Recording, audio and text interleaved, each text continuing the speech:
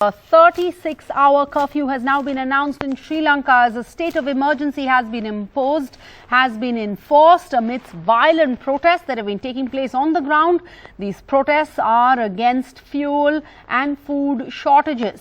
Now, the move or this curfew has been aimed at stopping new protests from emerging. This curfew has been put in place 2 days after crowds set vehicles ablaze near President Rajapaksa's private residence. The military has now been deployed, and the military now has the power to arrest suspects without warrants. This as Sri Lanka is in the midst of a major economic crisis. My colleague Shrija sends us this ground report.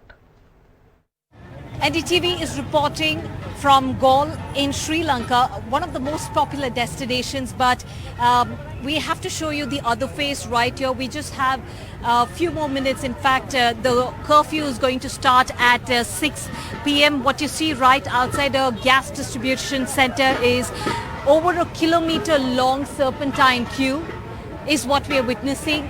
People just waiting to ensure that they get their cooking gas so that they can go back home because they cannot step outside. This is during the weekends because of the curfew that's in place. This is a similar situation across the country of Sri Lanka. Now you can look at the huge serpentine queue that's been formed, which is running to nearly 1.5 kilometers, and people are waiting because they are not sure of the fact whether or not will they get the cooking gas, because it's an uncertain time for them.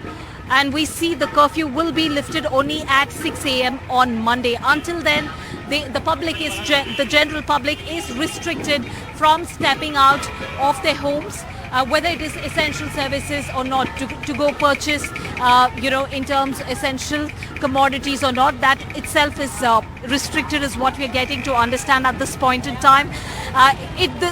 This is just one part of the story of Sri Lanka. In fact, we've been looking at queues at various fuel stations as well, at petrol stations.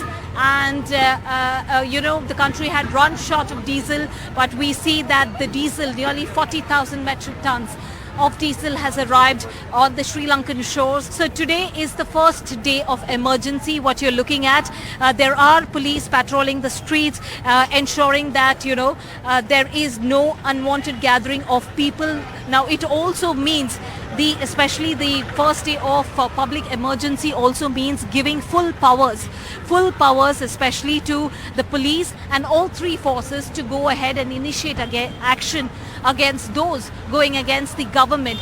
It also means there is no trial in the court. Without any court orders, the government can just go ahead and also arrest such people protesting and questioning against the government. In Galle, in western province of Sri Lanka, with camera person Govind Murthy, Shrija for NDTV.